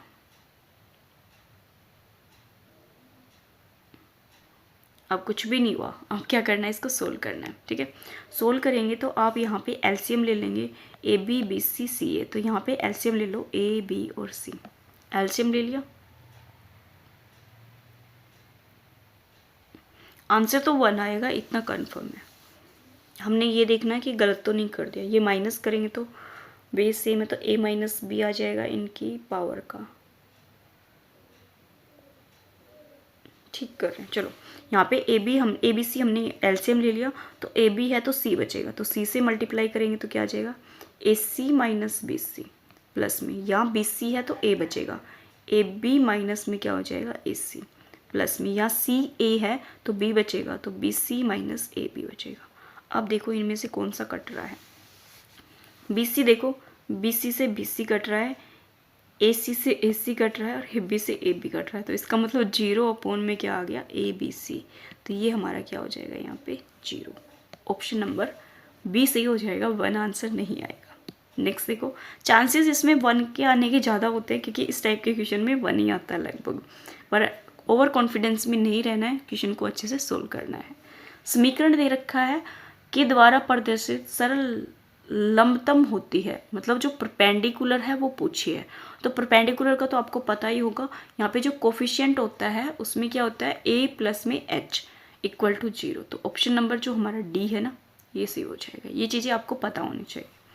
संख्या दे रखी है, न्यूनतम संख्या घटाने पर अंतर पूर्ण वर्ग होगा तो वह संख्या क्या होगी, मतलब इस संख्या में से हम क्या घटा दें कि ये पूर्ण वर्ग बन जाए, तो हमें इसके क्या करने पड़ेंगे, यहाँ पे क्या करने पड़ेंगे, मतलब ये किसका स्क्वायर है ये निकालना पड़ेगा। तो 2 2 5 4 1, दो दो के पेयर बनाएंगे तो 2 बचेगा, तो 1 से 1 आ जाएगा।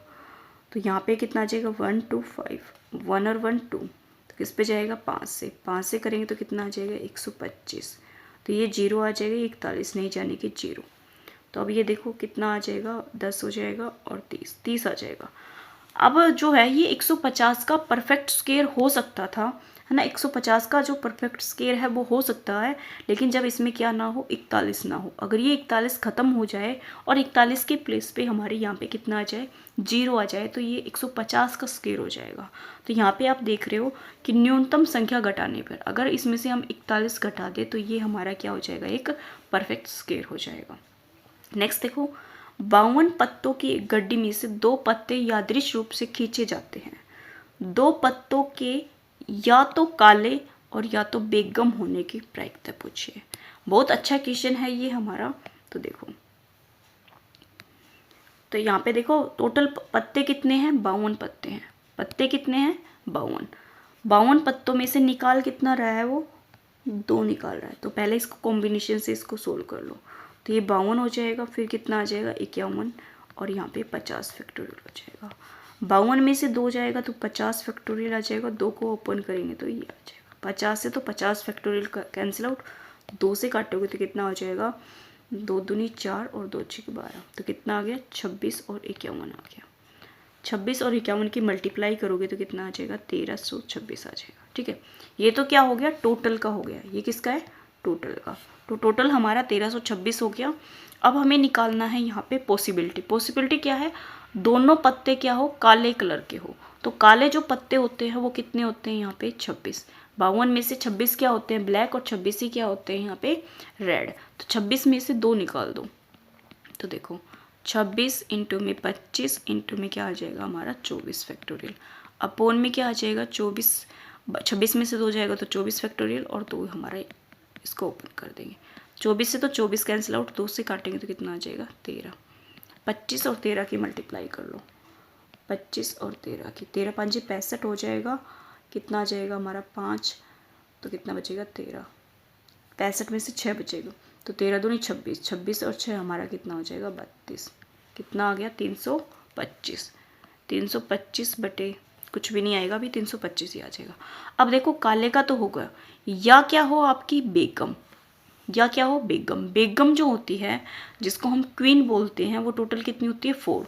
4 में से 2 कोई भी क्वीन हो सकती है भाई, वो चिड़ी की हो सकती है, पान की हो सकती है, ईंट की हो सकती है, और किसकी हो सकती है, वो हुक्म की हो सकती है ना। तो तीनों में से, चारों में से कोई भी हो सकती है, वो 2। तो 4 में से भी 2 निकाल लो, तो कितना हो जाएगा, ये 4 और 3 और 2 फैक्टोरियल। 4 में से 2 जाएगा तो 2 फैक्टोरियल, और 2 1 आ जाएगा। तो ये कैंसिल आउट हो जाएगा, और 2 से काटेंगे तो कितना आ जाएगा, 2। तो 3 दूनी कितना हो जाएगा, 6। ठीक है, ये हमने सारे क्या निकाल दिए, इसकी पॉसिबिलिटी। आप सोचोगे क्या निकाला है, ये तो हमारा टोटल है कि 52 में से 2 पत्ते निकाले हैं, तो टोटल हमेशा नीचे आता है। जो हमारी प्रोबेबिलिटी होती है उसमें क्या होता है, अपोन में टोटल होता है, और ये क्या होता है, पॉसिबल आउटकम जो हमारे आ सकते हैं, ये फॉर्मूला होता है। तो टोटल तो हमारा कितना आया है, 1326।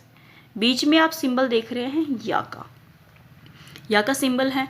तो या के सिंबल का मतलब क्या है, दोनों को ऐड करना है। तो हमारा कितना था, 325 प्लस में कितना आ जाएगा, 5। तो 330 हमारा क्या आ जाएगा, और यहाँ पे 1326 ऐड कर देंगे तो ऑप्शन नंबर जो हमारा सी है ना, ये सी हो जाएगा। ओके, नेक्स्ट देखो, प्रसरण में परिवर्तन स्वतंत्र होता है।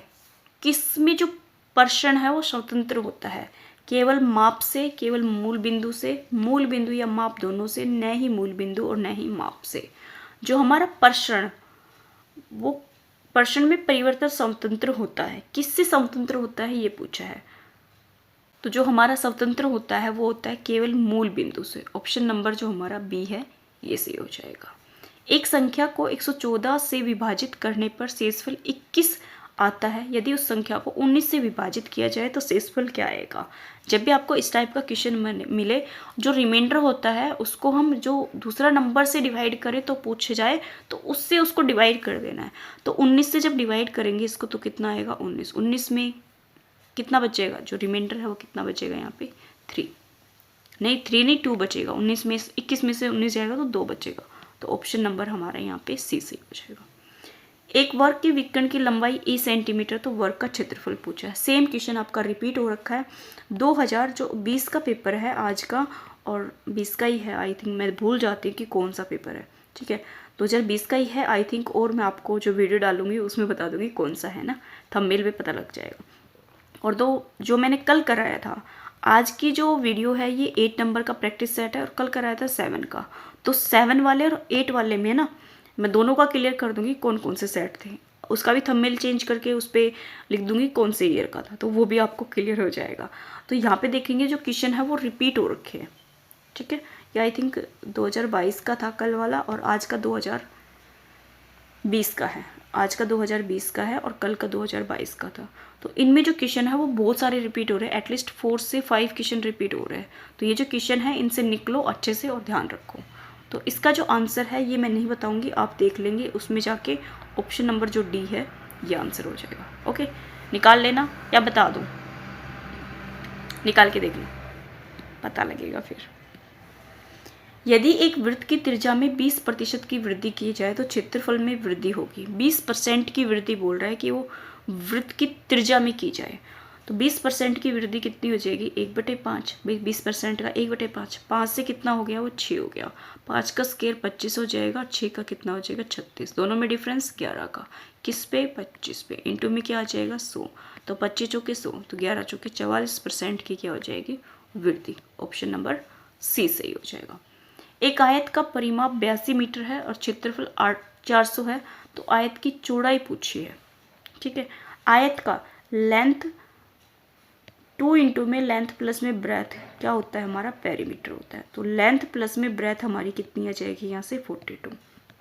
और क्षेत्रफल दे रखा तो लेंथ इंटू में ब्रेथ कितना हो जाएगा, 400।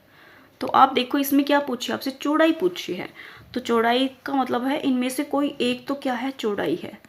लेंथ अपने आप निकल जाएगी, क्या कर लो, या तो आप सम करके देख लो या क्या कर लो, प्रोडक्ट आई थिंक बेस्ट रहेगा क्योंकि प्रोडक्ट में इजी रहेगा। अब देखो अगर लेंथ को हम इसमें 4 मान ले तो हमारी जो ब्रेथ है वो कितनी आ जाएगी भाई, 4 से इसको डिवाइड करोगे तो कितनी आ जाएगी हमारी यहाँ पे 100 आ जाएगी। बट इन दोनों को सम कर दे लेंथ और ब्रेथ का तो वो 42 कभी आ सकता है, नहीं आएगा, तो इसका मतलब 4 नहीं होगा, ठीक है। नेक्स्ट देखो, नेक्स्ट मान लो यहाँ पे 8 मान ली, 8 मान ली तो 8 से इसको डिवाइड करोगे तो कितना आ जाएगा, 8 5 40 0।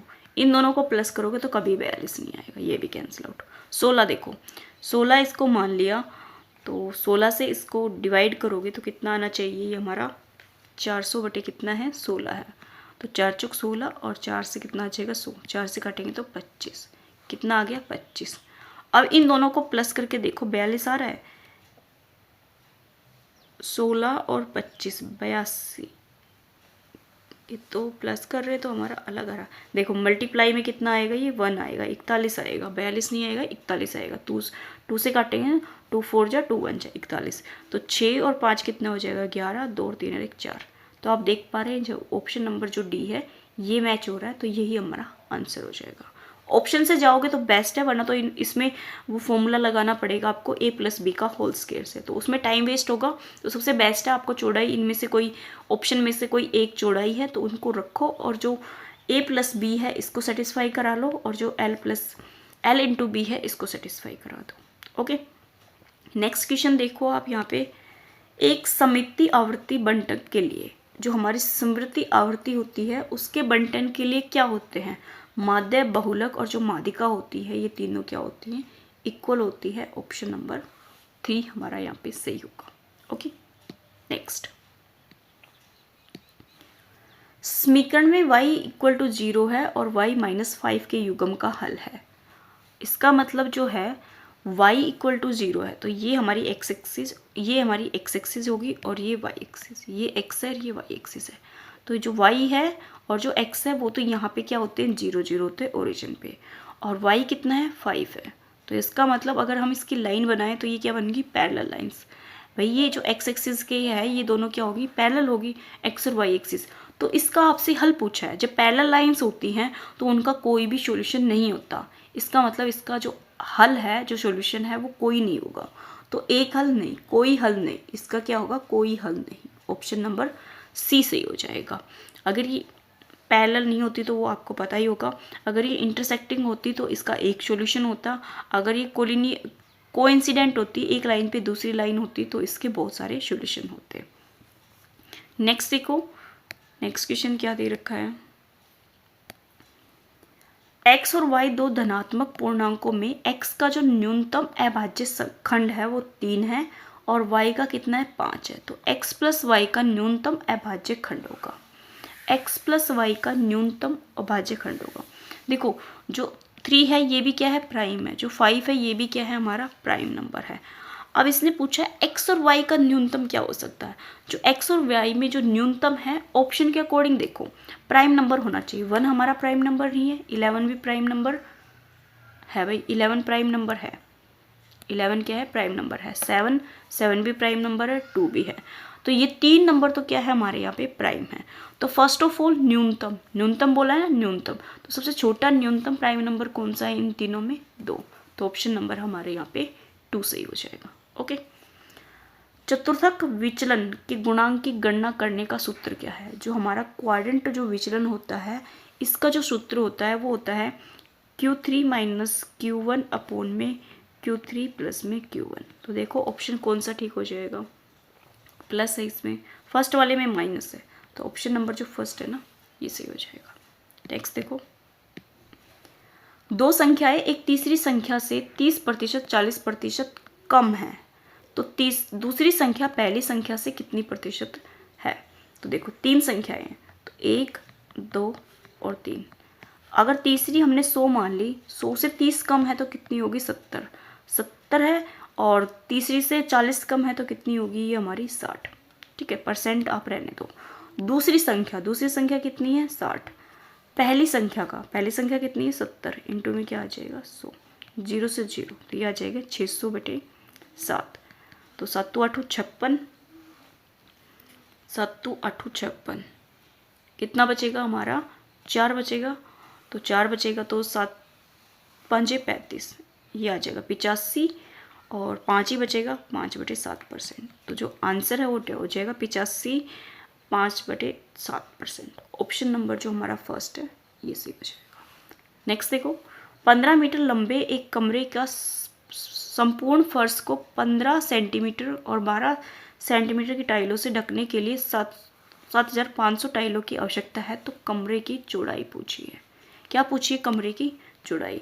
तो जो फर्श का जो एरिया होगा उसको हम अगर जो टाइल है उससे डिवाइड कर देंगे और जो इक्वल आ जाएगी वो हमारी टाइलों की संख्या होती है ना। तो टाइलों की संख्या जो दे रखी है वो दे रखी है 7500। फर्स्ट ऑफ ऑल ये किसके इक्वल होगा, आपका मीटर में दे रखा और ये किस में, सेंटीमीटर में। तो 15 को जब हम मीटर से किस में लाएंगे, सेंटीमीटर में, तो ये 1500 हो जाएगा। इसकी लंबाई दे रखी है, जो चौड़ाई है वो हमें निकालनी है। तो यहाँ पे 15 इंटू में क्या हो जाएगा, 12। एन जो होता है बड़ा क्षेत्रफल अपॉन में क्या होता है, छोटा क्षेत्रफल। जो कमरे का क्षेत्रफल है वो बड़ा होगा, जो टाइल का होगा वो छोटा होगा। उससे जो है हमारी एन निकल जाती है, एन का मतलब जो टाइल्स हैं वो निकल जाती है। तो इसमें टाइल्स दे रखी हैं, तो देखो 15 से काटोगे तो कितना आ जाएगा, 100। 4 से काटोगे तो कितना आ जाएगा, 4 3 12, 4 से 25। ठीक है, 25 से इससे काट दो, 25 3 75, ये 300। तो जो ब्रेथ है वो कितनी आ जाएगी, 900 मीटर आएगी। ये 900 किस में आएगी, सेंटीमीटर, सॉरी किस में आएगी, सेंटीमीटर में, क्योंकि हमने यहाँ मीटर था ना, इसको सेंटीमीटर में चेंज किया था क्योंकि ये सब किस में थे, सेंटीमीटर में। तो आप देख रहे हैं आंसर किस में, मीटर में है। तो 900 का सेंटीमीटर को मीटर में चेंज करोगे तो कितना आ जाएगा, 9। ऑप्शन नंबर बी से। या आप स्टार्टिंग में जो सेंटीमीटर है उसको मीटर में चेंज कर लो, आप पे है, आप कैसे भी कर सकते हैं। नेक्स्ट देखो, एक एलिप वर्ष में 52 रविवार होने की प्रायिकता बताइए। एलिप वर्ष में, एलिप वर्ष का मतलब क्या है, लीप वर्ष वो है। तो 52 रविवार होने की प्रायिकता पूछी है। तो 365 दिन के अंदर जो रविवार है वो कितने आते हैं हमारे, 52 आते हैं ना, एक बचता है। तो लीप वर्ष में उसके आने की जो चांसेस होती हैं वो 1 हो जाएगा। तो 1 आ जाएगा, और रविवार है तो वीक में आता है तो 1/7। ऑप्शन नंबर जो डी है ना ये सही हो जाएगा। ये मैं आपको सच्ची बताऊं, जब मेरा टाइम था, जब भी मैंने इसका जो आंसर है वो याद किया था, सेम ही आता था जब मैं करती थी ना, जब भी एस्टेट जब देती थी, ये आपका 52 का ही आता है और ये सेम लैंग्वेज आती है। तो इसका आंसर मैंने याद किया था, क्योंकि इसको सोल्व करने में हमें थोड़ा रीजनिंग का लेना पड़ता है, तो मैं इससे कटती थी हमेशा, क्योंकि रीजनिंग का अलग से करो फिर मैथ का अलग से करो, उसमें जो टाइम है वो ज़्यादा जा रहा था। तो मैंने इसको रट लिया था, क्योंकि ये बार बार रिपीट होता है क्वेश्चन। तो आप भी इसको देख लेना, रीजनिंग अगर आपकी अच्छी है तो इसको कर सकते हो। रीजनिंग के वैसे तो क्वेश्चन मैं बहुत अच्छे कर लेती हूँ, जितने क्वेश्चन है ना वो बहुत अच्छे कर लेती हूँ, लेकिन कुछ टॉपिक होते हैं जो आपको थोड़े से कम समझ आते हैं। देखो एक चीज़ और बताती हूँ मैं आपको, प्लीज़ मेरी वीडियो को लाइक किया करो और सब्सक्राइब और कमेंट ज़रूर किया करो, ठीक है। क्यों? क्योंकि फ्री में है एक तो सबसे फर्स्ट ऑफ ऑल आप देख रहे होंगे जितने भी चैनल है उन पे कोई कंटिन्यू नहीं पढ़ा रहा है। ये मैं आपकी बड़ाई नहीं कर मैं अपनी बड़ाई नहीं कर रही, आप देखेंगे तो आप खुद वहाँ पे एनालाइज करना, कोई भी इतने प्रैक्टिस सेट नहीं करा रहा जितने मैं करा रही हूँ आपको, ठीक है। और दूसरा, मैंने सुबह 5 बजे उठ के वीडियो बनाती हूँ, ये वाली तो मैं दोपहर में बनाती हूँ 12 बजे से पहले, क्योंकि 12 बजे के बाद मेरी बेटी आ जाती है तो वो बहुत आवाज़ करती है, नहीं बन पाती है ना। और अभी तो 60 क्वेश्चन है तो टाइम भी ज़्यादा जाता है, इस वजह से मैंने सुबह 5 बजे उठ के पीआरटी मैथ की वीडियो बनाती हूँ डेली। तो आप देख सकते हो कि कितनी मेहनत की जा रही है आपके लिए, तो थोड़ा सा तो सपोर्ट कर ही सकते हो आप मुझे, है ना। आई होप आप मुझे करेंगे सपोर्ट। आप देख लेते हैं हम नेक्स्ट क्वेश्चन। एक प्रकार की वस्तु 20% घटाई जाए और उसकी 15% बढ़ा दी जाए तो राशियों पर प्रभाव पूछा है, मतलब 20% उसको घटा दिया और 15% उसको बढ़ा दिया। तो 20% बढ़ाए तो माइनस का 20 हो गया, बढ़ाया है तो 15 हो गया, प्लस का माइनस का तो हमारा 20 है और इंटू में 15 आ जाएगा, अपॉन में कितना आ जाएगा 100। तो 20 पंजे 100 हो जाएगा, 5 3 15 हो जाएगा। तो यहाँ से तो माइनस का 3 आ जाएगा और 20 में से 15 जाएगा तो माइनस का 5 और माइनस का 3 कितना आ जाएगा, माइनस का 8% क्या होगी, माइनस है तो घटेगी, प्लस होता तो बढ़ेगी, तो ये 8% क्या हो जाएगी, घट जाएगी। नेक्स्ट देखो, एक दुकानदार अपने ग्राहक को 10% छूट देने पर भी 20% कमाता है, कमाता मतलब वो लाभ है। तो 450 क्रय मूल्य की एक वस्तु पर अंकित मूल्य क्या होगा।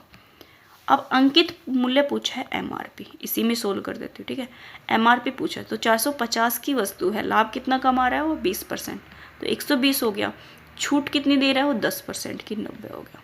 तो 0 से 0 9 से काटेंगे तो कितना आ जाएगा 5, तो 0 5 10 और 6, तो कितने हैं, उसका जो एमआरपी है वो 600 है। ऑप्शन नंबर हमारा यहाँ पे ए सी हो जाएगा। ओके नेक्स्ट देखो, यदि दे रखा है और ये समेशन का क्वेश्चन है तो ये हमारा किससे होगा, कॉम्बिनेशन से होगा। C4 में सोची थी क्या होता है, C4 मतलब कॉम्बिनेशन से होगा। ये जो लेवल है ये आपका 10th तक का भी नहीं है ना, कॉम्बिनेशन 10th में नहीं आता, 11th में आता है। तो ये क्वेश्चन टीजीटी के अकॉर्डिंग थोड़ा हाई लेवल दे रखा है। तो देखो यहाँ पे जो वैल्यू है ये परफेक्ट स्क्वायर हो जाएगा किसका, x प्लस में 1 का होल स्क्वायर हो जाएगा ये, और इसकी पावर कितनी है, n है। तो यहाँ पे ये 1 आगे भी ले सकते हो आप, पीछे भी ले सकते हो। तो 1 आगे ले लोगे तो 1 प्लस हो जाएगा, तो 1 प्लस में x की पावर 2n हो जाएगा। इसको हम कॉम्बिनेशन से खोलेंगे जो आपको यहाँ पे दिख रहा है। तो फर्स्ट ऑफ ऑल तो 1 का तो 1 ही हो जाएगा, फिर क्या हो जाएगा हमारे यहाँ पे कॉम्बिनेशन 2n कितना आ जाएगा 1, और x की वैल्यू कितनी आ जाएगी यहाँ पे 1, है ना। तो यहाँ पे QR पूछा है, क्या पूछा आपसे, QR पूछा है। तो यहाँ पे AR का मतलब यहाँ R आ जाएगा, प्लस में 2n और यहाँ पे क्या आ जाएगा R माइनस 1, और ये x की पावर कितनी हो जाएगी यहाँ पे 2, क्योंकि यहाँ 1 है तो ये 2। ऐसे ये इंक्रीज होते जाएगा, लास्ट में जो है वो आ जाएगा यहाँ पे, लास्ट का वैसे तो मत करो क्योंकि लास्ट में तो काफ़ी बढ़ा जाएगा अभी मुझे, हाँ। तो आपको यहाँ पे QR की वैल्यू निकालनी है। तो QR का मतलब है यहाँ पे AR देखो यहाँ पे क्या दे रखा है, 2n अपॉन में कॉम्बिनेशन R, ये दे रखा है। तो ऑप्शन नंबर जो हमारा फर्स्ट है ना ये सही हो जाएगा। ओके, ये आपके अकॉर्डिंग थोड़ा बड़ा क्वेश्चन है क्योंकि टीजीटी का 10th तक का भी नहीं है, ये 11th में आता है कॉम्बिनेशन और परमुटेशन, 11th का है।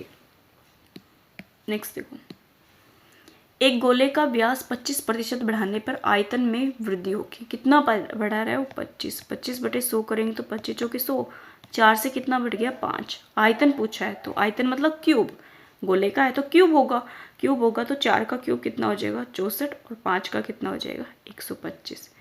कितने का डिफरेंस है 64 और 25 में, 25 तो ये हो गया, और 100 में से 64 को माइनस करेंगे तो कितना आ जाएगा हमारा यहाँ पे 36, 11 और 6 61 का डिफरेंस है किस पे 64 पे, इंटू में क्या आ जाएगा 100। तो 4 से काट दे, 4 से काटेंगे तो कितना आ जाएगा 25, और 4 से काटेंगे तो कितना आ जाएगा 16। अब 25 से मल्टीप्लाई कर देंगे तो 5 आ जाएगा, 2 बचेगा, 25 छिक्के कितना हो जाएगा 150, 150 और 2 152 बटे कितना आ जाएगा 16। इसको जब डिवाइड करोगे तो आपका जो आंसर है वो 95.13% हो जाएगा। ओके, नेक्स्ट देखो, एक त्रिभुज के तीनों लंब ऊंचाइयों का संगामी बिंदु क्या कहलाता है? लंब का पूछा है तो लंब केंद्र कहलाएगा, ऑप्शन नंबर 3। इसको बोलते हैं ऑर्थोसेंटर। ये आपको याद भी होने चाहिए, एक एक नंबर के इनमें से क्वेश्चन आते हैं। अब देखो यहाँ पे क्वेश्चन नंबर 41 रिपीट हो रहा है, तो यहाँ पे सोल्व कर लेंगे इसको। यहाँ पे क्या दे रखा है, a प्लस बी प्लस सी 0 है और यहाँ पे a की पावर 4 में दे रखा है। तो अगर a प्लस बी प्लस सी अगर 0 है और 4 में है तो ये क्या होता है, a की पावर 4 प्लस में b की पावर 4 प्लस में c की पावर 4 इक्वल टू क्या हो जाएगा 2a square b square plus में b square c square plus में c स्क्वेयर और a स्क्वेयर, ये हो जाएगा। अब देखो यहाँ पे a की पावर 4 को हम ये पुट कर दे तो ये 2 टाइम्स है और नीचे क्या है 1 टाइम्स है, तो ये कैंसिल आउट हो जाएगा। तो कितना बचेगा, ओनली 2 बचेगा। तो यहाँ पे जो आंसर है वो कितना आ जाएगा 2, बिकॉज ए बी सी हमारा क्या है यहाँ पे 0 है। नहीं तो आप यहाँ पे कोई वैल्यू पुट करके ए बी सी की तो वैसे भी निकाल सकते हो, अगर फॉर्मूले अगर आपको ध्यान नहीं है तो। ठीक है, नेक्स्ट देखो, नेक्स्ट क्वेश्चन क्या दे रखा है, सर्कल है।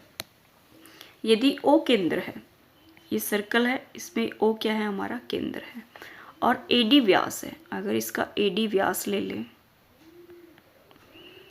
और वृत्त की जीवाएं ए बी और जो बी सी और सी डी बराबर हैं, तो आपको ए ओ सेंटर है, ए ओ बी निकालना है। तो इसका मतलब जी व्यास की वृत्त की जीवाएं कौन सी है, A B, A C, A B, B C और सी डी।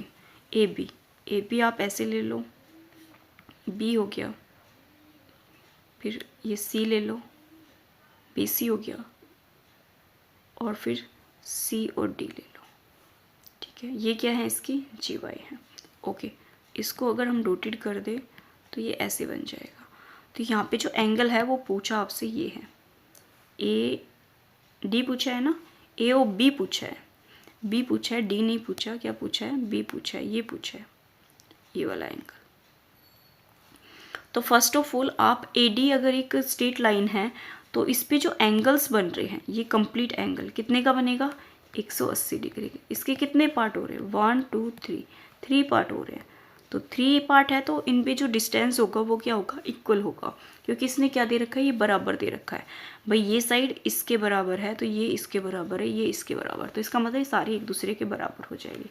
तो ए की वैल्यू कितनी आ जाएगी यहाँ पे 60 डिग्री। तो जो हमें चाहिए वो कितना आ गया 60। ऑप्शन नंबर हमारा यहाँ पे ए सी हो जाएगा। इसके लिए जो डायग्राम है वो सही बनना चाहिए, अगर आपने उल्टा सुल्टा बना दिया तो प्रॉब्लम करेगा।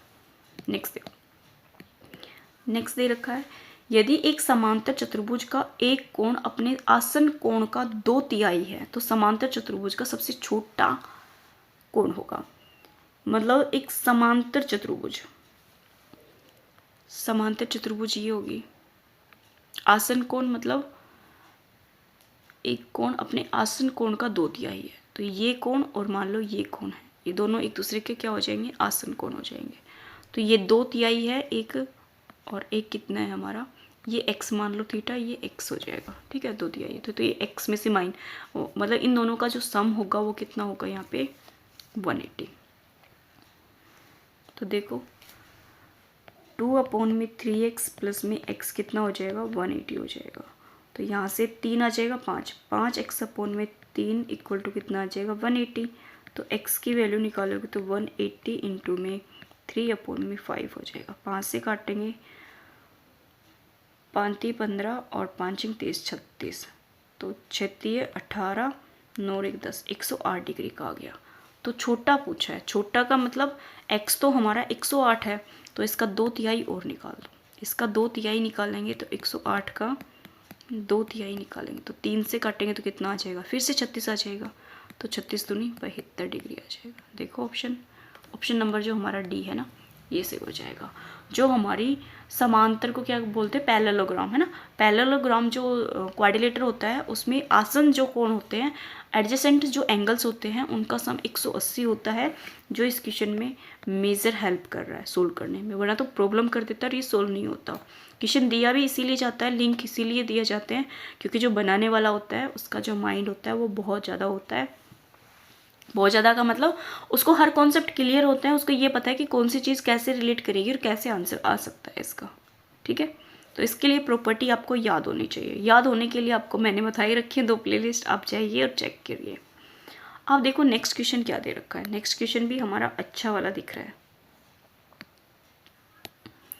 2 संख्याओं का महत्व समापवर्तक 16 है और उनका लघुत्तम समापवर्तक 140 है, तो वे कह सकते हैं अगर लघुत्तम समापवर्तक जो है, जो एलसीएम है, एचसीएफ है, वो 16 है और जो एलसीएम है वो कितना है, यहाँ पे 140 है। तो यहाँ पे तो प्लस माइनस कुछ भी नहीं दे रखा, तो 140 को हम यहाँ पे 16 से डिवाइड करेंगे। क्यों? क्योंकि a प्लस बी निकालेंगे तब भी 16 से डिवाइड करते हैं। अगर a इंटू में b दे दे तो भी 16 से ही डिवाइड होता है। जो हमारा डिवाइड क्या, ये एक फैक्ट है कि जो एलसीएम होता है, एलसीएम वो हमेशा एचसीएफ से डिविजिबल होता है। तो इसी से देख लो, 4 से ऊपर वाला कट जाएगा, 4 से ऊपर वाला नहीं कटेगा, 2 से काटो, 2 से काटेंगे तो कितना आ जाएगा, 2 8 16, 2 7 14, 2 3 6। ये आप देख पा रहे हैं कंप्लीट कभी भी कैंसिल आउट नहीं होगा, है ना। कंप्लीट अगर कैंसिल आउट नहीं होगा तो इसका मतलब ये कोई हमारा लघुत्तम और समापवर्तक का कोई यहाँ पे जोड़े नहीं दे रखे। संख्याओं का जो जोड़ा होता है ना, उन्हीं का एलसीएम और एचसीएफ निकलता है, तो ऐसा कोई जोड़ा विद्यमान है ही नहीं जो निकलता नहीं है। तो आप पीछे भी देखेंगे तो उसमें भी जो एलसीएम होता है वो हमेशा एचसीएफ से डिविजिबल होता है। आप नॉर्मल भी देखेंगे तब भी ये होता ही होता है, ये फैक्ट है। तो यहाँ पे ऐसा कोई भी जोड़ा विद्यमान नहीं है जो इसको सेटिस्फाई कर दे। ऑप्शन नंबर सी सही हो जाएगा। समबाहुभुज का प्रत्येक आंतरिक कोण होगा। प्रत्येक आंतरिक कोण पूछा है। आंतरिक कोण का क्या होता है, n-2 इंटू में 180 अपॉन में n होता है। ये प्रत्येक आंतरिक कोण के लिए है, जो कि ऑप्शन नंबर बी बताएगा। और ये जो दे रखा है ये प्रत्येक आंतरिक कोण का योग है। मैं हमेशा चीज़ें बता देती हूँ। और ये हमारा क्या होता है, डायगोनल होता है, ठीक है। 3 फॉर्मूले यहाँ से क्लियर हो रहे हैं, तो इन तीनों को याद रखिए, आपके बहुत काम आएंगे। एक वर्ग का परिमाप दे रखा है और इसका विकर्ण पूछा है। वर्ग का परिमाप क्या होता है, 4a इक्वल टू दे रखा है 24√2। तो a की वैल्यू क्या आ जाएगी, 4×24√2। विकर्ण पूछा है, जो वर्ग का विकर्ण होता है, डायगोनल होता है, वो कितना होता है, √2a। तो यहाँ से डायगोनल की वैल्यू निकालेंगे तो a की वैल्यू रखेंगे तो कितना आ जाएगा, 6 इंटू में 2, 12 सेंटीमीटर। ऑप्शन नंबर डी सही। नेक्स्ट देखो, हमारा यूनिट डिजिट से है नेक्स्ट क्वेश्चन। निम्न में से इकाई के स्थान पर कौन सी संख्या आएगी। देखो यहाँ पे देखो 1 का कितना भी यूनिट डिजिट दे ना, 1 की चाहे कितनी भी पावर दे दे, हमेशा आंसर कितना आता है, 1, ठीक है। अब 3 की पावर कितनी है, यहाँ पे 71 है। तो 3 की पावर के लिए भी होता है वैसे, बट अगर आप 271 को 4 से डिवाइड करेंगे तो 4 से लास्ट की 2 डिजिट डिवाइड होनी चाहिए, तो 4 आ जाएगा। 3 और 30, 4 6 24, 4 7 28, 28 आएगा ना, 28 आएगा। तो यहाँ पे कितना बचेगा, 3 बचेगा। तो 3 की पावर कितनी आ जाएगी, यहाँ पे 3 मल्टीप्लाई। ये भी 138 है, इसको भी 4 से डिवाइड करो, 4 3 12 और 4 चौके 16, कितना बचेगा हमारे यहाँ पे 2। तो 7 की पावर भी 2 आ जाएगी इंटू में। 9 की पावर 9 है, तो इसको भी आप डिवाइड कर दो 4 से, 4 से कंप्लीट तो होगा ना। तो 4 निम 36 आएगा, 36 आएगा तो 3 बचेगा। तो 9 की पावर कितनी हो जाएगी, 3, तो 1 हो जाएगा। 3 की पावर 3 कितनी हो जाएगी, 7 और 27 और 7 की कितनी हो जाएगी, 49 और 9 का कितना होता है, 729। अब देख लो यूनिट डिजिट क्या आ जाएगा। यहाँ पे कितना आ जाएगा, 7 को 7 से करोगे तो 7 निम 63, 3 आ जाएगा। 3 को 9 से करोगे तो 9 3 27। तो यूनिट डिजिट कितना आ रहा है, 7। यूनिट डिजिट कितना आ रहा है, 7। ऑप्शन नंबर हमारा जो बी है ये सही हो जाएगा। नेक्स्ट देखो, कुछ पुरुष किसी काम को 60 दिन में कर सकते हैं यदि 8 पुरुष कम हो जाए तो 10 दिन अधिक लगते हैं। तो पुरुषों की संख्या पूछिए, जो मेल है उनकी संख्या पूछिए। अब देखो जो दिन है वो कितने लग रहे हैं, डेज का क्या दे रखा है, 60 दिन में वो ख़त्म हो रहा है। ठीक है, अगर कुछ पुरुष कर रहे तो 60 दिन में वो ख़त्म हो रहा है। यदि 8 जो पुरुष है वो कम कर दे तो 10 दिन अधिक लगते हैं। तो 60 में 10 जोड़ेंगे तो कितने दिन अधिक हो गए, 70 दिन हो गया। तो 0 से 0 7:6 आ जाएगा, अपोजिट हो जाता है रेशियो, आपको पता ही होगा। इन दोनों में डिफरेंस कितने का है, 1 का। 1 का नहीं डिफरेंस कितने का है, 8 का। पुरुष की संख्या पूछिए, तो 7 × 8 = 56। तो यहाँ पे जो पुरुष होंगे वो 56 हो जाएंगे, जो कि ऑप्शन नंबर सी में दे रखा। अगर इसमें पूछता कि कम होने के बाद 10 दिन में कार्य खत्म होता है तो कितने पुरुष होंगे, तो यहाँ से 6 और 8 की मल्टीप्लाई हो जाती है, 48 आ जाते हैं। बट यहाँ पे कितने आएंगे, 56। ओके, नहीं तो आपको 56 में से 8 को माइनस करोगे तो आपको पता लग जाएगा कि जो काम था वो कितने दिन में खत्म हो रहा था। किसी पाठ योजना में उद्देश्यों को किस रूप में लिखा जाना चाहिए। किसी पाठ योजना में जो उद्देश्य होता है उसको किस रूप में लिखा जाना चाहिए, ये है व्यवहार का, प्रेरक का, सारांश का, या पूर्व ज्ञान का। पाठ योजना में जो एम होता है, एम का मतलब है कि उसको हमें कहाँ पे यूज़ करना चाहिए, ये चीज़ होती है। उसके अगर हम यहाँ पे प्लानिंग करते हैं या हम प्लान बनाते हैं तो उसके लिए जो एम होता है वो किसके लिए होना चाहिए, हमारा व्यवहार के लिए होना चाहिए, जो कि ऑप्शन नंबर आपके 1 में आपके जो व्यवहार है उसमें आना चाहिए। उसमें एम का आना बहुत ज़रूरी है। अगर आप अभी भी देखेंगे तो आप मेरे साथ अगर पढ़ रहे हैं तो इसके पीछे एक आपका एम है। एम क्या है, एस्टेट 2024 आपको क्वालिफाई करना है। तो हर चीज़ के पीछे एक एम होता है। बिना एम आज के टाइम में मेरे ख्याल से कोई भी इंसान कुछ भी नहीं करता है ना। मेरा भी, अगर मैं यहाँ पढ़ा रही हूँ तो मेरा भी कुछ एम होगा। एम में कुछ भी हो सकता है, चाहे हो सकता है मुझे पढ़ाना अच्छा लगता हो सकता है कि मैं हाउसवाइफ हूँ तो सोचती हूँ कि मैं घर बैठे कुछ अर्निंग कर लूँ, मतलब कुछ भी हो सकता है। हो सकता है कि मैं पढ़ाने की शौकीन हूँ, मैं चाहती हूँ कि मेरे कॉन्सेप्ट कम ना हो क्योंकि मैं हाउसवाइफ हूँ, बाहर जा नहीं सकती कुछ किसी को पढ़ाने के लिए स्कूल में, तो मैं अपने चाहती हूँ। वैसे तो मेरा सबसे मेन जो मोटिव है वो यही है, एम, कि मैं नहीं चाहती कि जो मेरे कॉन्सेप्ट इतने अच्छे हैं मैथ के वो 0 हो जाए। आप हमेशा देखते हैं जो मैथ है उसको अगर अपनी लाइफ में कंटिन्यू काम करते हो, है ना, मैथ पे कंटिन्यू बनाए रखते हो, या आप कह सकते हो कि दिन में या हफ्ते में 2-3 दिन भी अगर मैथ पढ़ लेते हो तो आप मैथ को नहीं भूलते। लेकिन जैसे ही मैथ को हम एक साइड में रख देते हैं तो मैथ जो है वो हमारा 0 पे आ जाते हैं। तो वो 0 मैं कभी नहीं बनना चाहती।